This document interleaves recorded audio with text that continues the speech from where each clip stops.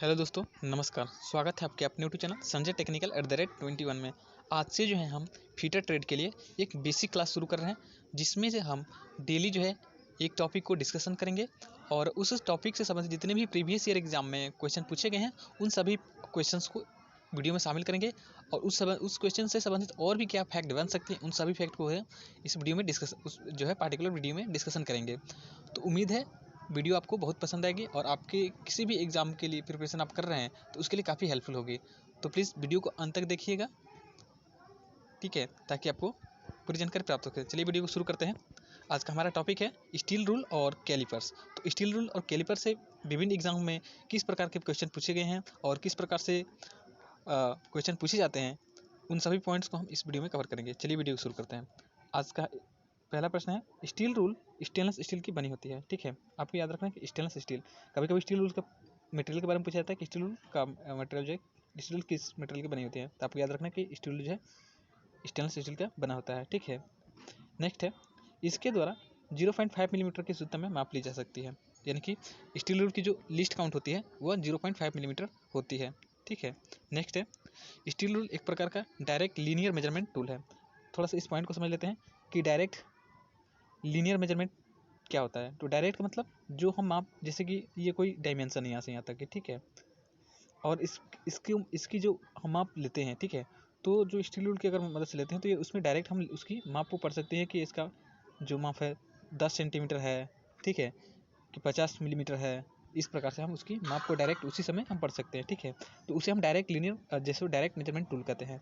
और कुछ होते हैं इनडायरेक्ट मेजरमेंट टूल, जैसे कि यही डायमेंशन को हम अगर कैलिपर की मदद से मापेंगे तो कैलिपर जो है उसकी माप नहीं बताएगा, ठीक है, बल्कि इसकी माप को जानने के लिए हम क्या करेंगे, फिर उस कैलिपर को जो है स्टील रूल पर सेट करेंगे, ठीक है, तब उसकी माप आप जो है ले सकते हैं। तो इस प्रकार से कैलिपर जो है आपका इनडायरेक्ट मेजरमेंट टूल है, ठीक है, और जो स्टील रूल है वो एक प्रकार का डायरेक्ट मेजरमेंट टूल है। ठीक है, और इसमें क्या है कि लीनियर, तो लीनियर से मतलब संबंधित है जैसे कि रेखीय माप, जैसे कि कोई सीधी रेखा में माप ली जा सकती है स्टील रूल के द्वारा।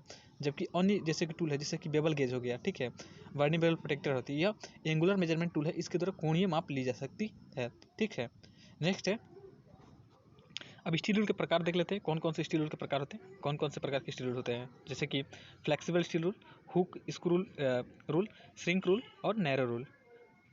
ठीक है, नेक्स्ट है, फ्लेक्सिबल रूल का प्रयोग राउंड जगहों पर किया जाता है। यह स्प्रिंग स्टील का बना होता है। ठीक है, जो फ्लेक्सिबल होता है मतलब लचीला, ठीक है, तो लचीला क्यों बनाया जाता है, क्योंकि ये राउंड है या कर्व्स, जैसे कि कर्व कोई सरफेस है इस प्रकार की, ठीक है, तो यहाँ पे अगर आपको माप लेने की इसकी डाय कितना है, ठीक है, इसकी आर्क कितनी है, ठीक है, तो उसको मापने के लिए हम क्या करेंगे, जो है फ्लेक्सिबल स्टील रूल का प्रयोग करते हैं। और ये स्प्रिंग से बनी होती है तो ये आसानी से मुड़ जाती है। ठीक है, नेक्स्ट है, फ्लेंज या पुली के हब के बीच की माप लेने के लिए हुक का प्रयोग करते हैं। ठीक है, हुक रूल का, सॉरी ये हुक रूल है, यहाँ पे याद रखिएगा, हुक रूल का प्रयोग करते हैं।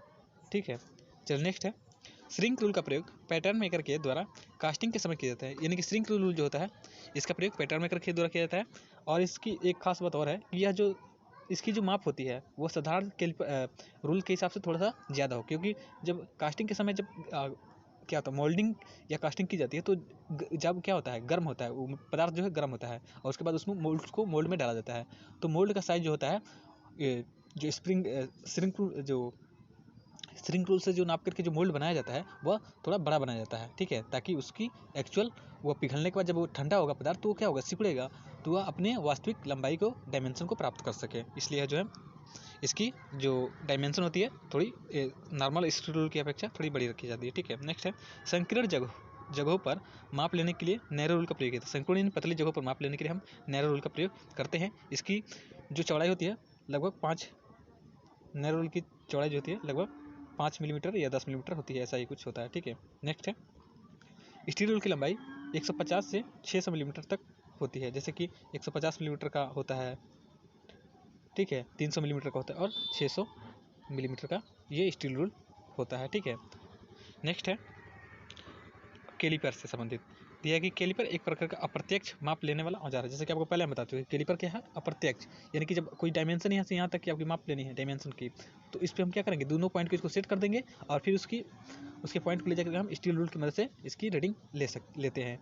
यहाँ पे एक इम्पॉर्टेंट पॉइंट ये है आपको ध्यान देने वाला कि यहाँ पे पूछा था कि कैलिपर का लिस्ट काउंट कितना होता है, अल्पतमांक कितना होता है। तो आपको याद रखना है कि जितना, क्योंकि यह तो डायरेक्ट कोई माप लेता नहीं है, इसकी माप लेने के लिए हम क्या करते हैं, इंस्टीट्यूट की मदद लेते हैं। तो जितना इंस्टीट्यूट का लिस्ट काउंट होता है उतनी ही लिस्ट काउंट इसका आपका कैलिपर का भी होगा। तो यानी कि 0.5 मिलीमीटर भी कैलिपर का जो लिस्ट काउंट होता है इसका भी उतना ही होता है, 0.5 मिलीमीटर। नेक्स्ट है, इसका साइज जो है पिवट के सेंटर से पॉइंट तक ली जाती है, ठीक है। नेक्स्ट क्वेश्चन है, कैलिपर माइल्ड स्टील के बने होते हैं, ठीक है, ये आपको याद रखना है। नेक्स्ट है, जॉइंट के अनुसार 2 प्रकार के कैलिपर होते हैं, ठीक है, ये आपको याद रखना है। कौन कौन से, तो एक फर्म जॉइंट होता है, फर्म जॉइंट, और होता है एक स्प्रिंग जॉइंट, ठीक है। तो जो स्प्रिंग जॉइंट होता है, ठीक है, वो अधिक परिशुद्ध होता है, क्योंकि फर्म जॉइंट होता है।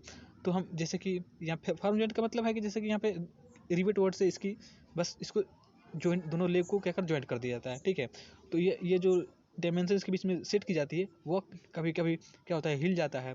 हिलने की वजह से यह डायमेंशन क्या होती है, कम या ज़्यादा हो सकती है। तो ये ज़्यादा परिशुद्ध नहीं होता है। जबकि स्प्रिंग स्टूल में इसमें यहाँ पे स्प्रिंग लगा होता है, उसमें नट लगी होती है, ठीक है। तो उसको नट को टाइट डायमेंशन रिंग लेने के बाद जो है नट से टाइट कर देते हैं। तो यह क्या होता है, उसकी माप कम या ज़्यादा नहीं होती है, तो यह अधिक परिशुद्ध होता है, ठीक है। नेक्स्ट है, कैलिपर 3 प्रकार के होते हैं, इनसाइड कैलिपर, आउटसाइड कैलिपर और जेनी कैलिपर, ठीक है।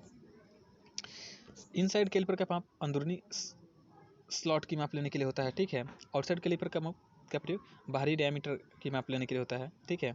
ये बाहरी जो भी माप लेने उसके लिए होता है। एक होता है जेनी कैलिपर। जेनी कैलिपर का बहुत सारा यूज़ है, ठीक है।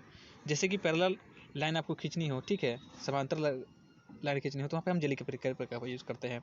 किसी राउंड बार की सेंट्रल पता करना हो तो वहाँ भी हम क्या करते हैं, जेनी कैलिपर का यूज़ करते हैं। और जेनी कैलिपर से जो मोस्ट इंपॉर्टेंट चीज़ है वो पूछी जाती है इसके अदर नाम कि जेनी कैलिपर के और भी दूसरे क्या कौन से नाम हैं। तो जेनी आपको याद रखना है कि जेनी कैलिपर के अन्य नाम, और leg caliper, leg and point